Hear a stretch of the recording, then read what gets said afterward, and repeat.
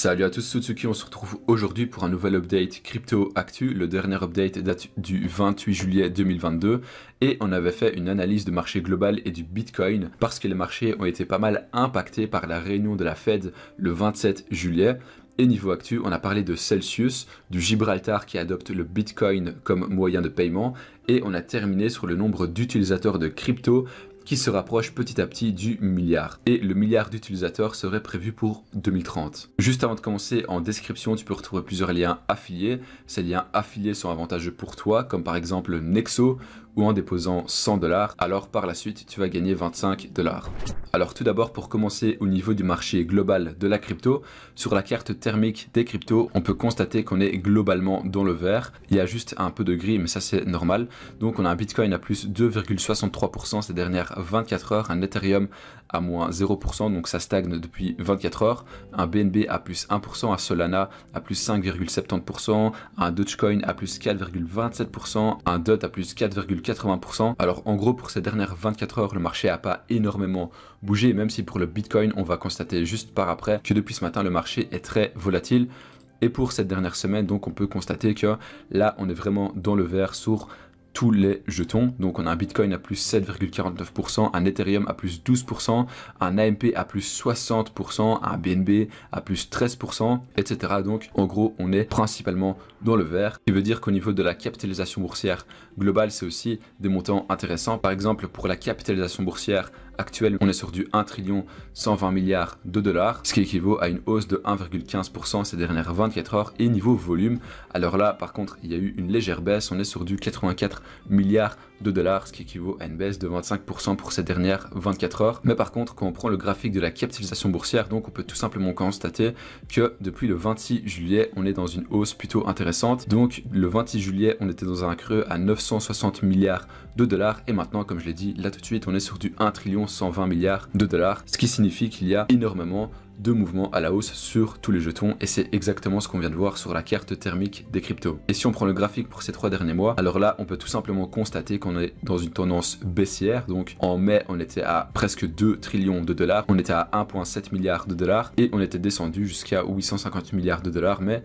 à partir de cette période qui est juste ici, on peut tout simplement constater que ça remonte petit à petit jusqu'à avoir 1 trillion de dollars pour aujourd'hui. Et forcément, quand on a une capitalisation boursière qui augmente petit à petit, on aura un crypto fair grid qui sera hyper intéressant. Aujourd'hui, on est dans le FIR et on est sur un score de 42. Hier, on était sur un score de 39 et avant-hier, il me semble, le jour de l'update précédent, on était sur 30, ce qui signifie qu'il y a eu une hausse énorme sur le crypto fair grid et que la peur auprès des investisseurs commence à disparaître petit à petit, ce qui est un très bon signe pour qu'on retombe dans une tendance haussière sur le très long terme.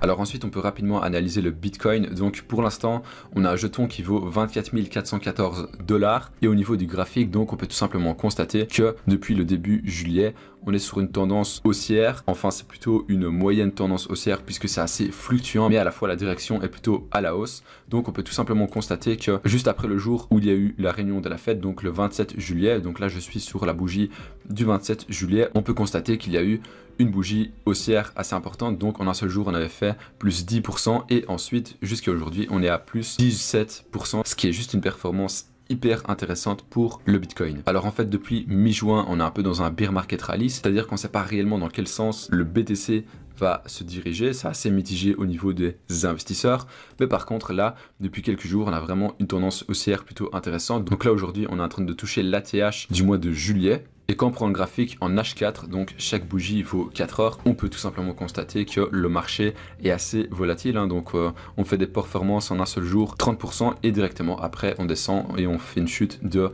30% aussi. Donc c'est assez déstabilisant puisqu'on ne sait pas trop dans quel sens se diriger. On ne sait pas trop s'il faudrait vendre quelques BTC ou à chaque fois en racheter. Même si la solution la plus avantageuse, on le sait tous, c'est toujours de racheter quelques BTC petit à petit tout au long de l'année. Et donc cette petite tendance haussière qu'on a là depuis le 26 juillet, alors en fait ça pourrait être une porte de sortie pour sortir du bear market rally qu'on a depuis mi-juin. Donc c'est-à-dire que depuis le 14 juin, on était un peu dans un bear market rally. Et pendant un bear market rally, ce qui est très dangereux, je l'ai déjà répété plusieurs fois dans les updates précédents, mais si le cours chute très fort à la baisse, alors il va encore chuter plus que fort à la baisse puisqu'il y aura un effet boule de neige. Mais par contre, si le marché remonte à la hausse, alors il se peut qu'il y ait à nouveau un effet boule de neige pour que ça soit hyper favorable pour tout le monde.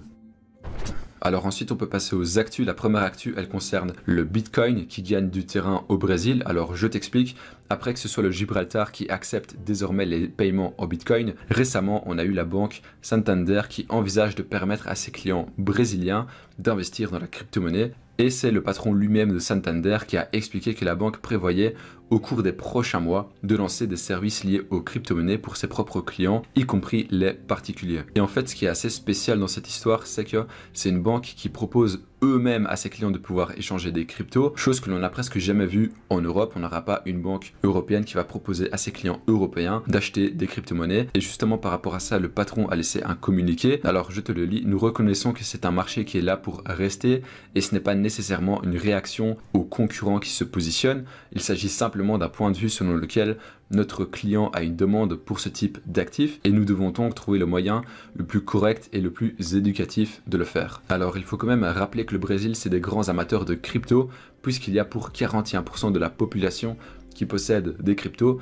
contrairement à la France où là il y a seulement pour 16% de la population qui possède des cryptos. En gros le Brésil avec l'Indonésie c'est les pays les plus développés en termes de crypto, donc c'est pas très étonnant que les banques brésiliennes commencent à promouvoir l'échange de crypto, puisque si un grand nombre de la population porte un intérêt aux cryptos, alors forcément ça va apporter énormément d'argent aux banques. Alors ensuite on peut passer à la troisième actu, elle concerne Vitalik Buterin qui estime que le prix actuel de l'Ethereum n'est pas encore à son sommet de l'année 2022. Alors je t'explique, Vitalik Buterin a affirmé que le prix actuel ne reflète pas encore l'impact du The Merge, non seulement en termes de marché, mais aussi en termes d'impact psychologique. Et en fait, selon Vitalik, il y a encore énormément de personnes qui sont persuadées que le changement en Proof of Stake n'est qu'une rumeur ou une fake news. Et il déclare que le The Merge ne pourrait pas être évalué en termes de prix jusqu'à ce qu'elle soit véritablement mise en œuvre. Alors je te le rappelle, mais le The Merge, c'est le changement sur l'Ethereum en passant par le Proof of Work à Proof of Stake. En d'autres termes, cet événement conduira Ethereum à se débarrasser complètement du mécanisme de consensus de preuve de travail. Donc en gros, par rapport à tout ça, il y a encore beaucoup de chances que le prix de l'Ethereum n'ait pas terminé de monter parce que depuis quelques semaines, son prix monte constamment. Il a quand même fait un plus 50% en même pas 3 semaines, qui est une performance historique sur son cours. Alors oui, on est encore très loin de son ATH qui est de 4800 $, mais ça laisse penser que l'Ethereum n'a pas dit son dernier mot avant le The Merge. Alors ensuite on peut passer à la troisième et dernière actu, elle ne concerne pas les cryptos, mais c'est pas grave, on a Facebook, donc Meta, qui a son chiffre d'affaires trimestriel qui a baissé pour la première fois depuis le lancement de Facebook. Chiffre d'affaires qui a été de 27 milliards de dollars, alors que normalement ça tourne aux alentours de 35 milliards de dollars. Alors je te le rappelle, mais Facebook c'est Meta, et Meta possède Facebook, WhatsApp, Instagram et Messenger. Et donc en fait les résultats du deuxième trimestre 2022 de Meta Platform sont déjà historiquement très mauvais. Pour preuve, Facebook et Instagram ont enregistré la première chute trimestrielle de leur chiffre d'affaires depuis le début de leur histoire. Pire encore, cette baisse est pire que ce qui était prévu selon Wall Street. Et la répercussion à ça, c'est que l'action Facebook a perdu 5% en même pas une journée après que le chiffre d'affaires ait été dévoilé. Et niveau long terme, depuis le 1er janvier 2022, l'action Facebook a perdu pour 50% de sa valeur. Et justement par rapport à ça, on a Kim Forrest de Bock Capital Partners qui exprime Meta a un gros problème parce qu'il court après TikTok, et si les Kardashians parlent de la façon dont elles n'aiment pas Instagram, Meta devrait vraiment faire très attention à cela. Et en effet, cette perte depuis plus de 7 mois, elle est principalement liée à la concurrence de TikTok et Apple et Amazon pour les publicités. Alors on est déjà à la fin de cette update. Si cette update t'a plu, évidemment tu peux la liker et t'abonner à la chaîne. En description, tu peux retrouver plusieurs liens affiliés. Ces liens affiliés sont avantageux pour toi, comme par exemple le lien de Nexo où en déposant 100 $, alors par la suite tu vas gagner 25 $. C'était Utsuki, à très bientôt.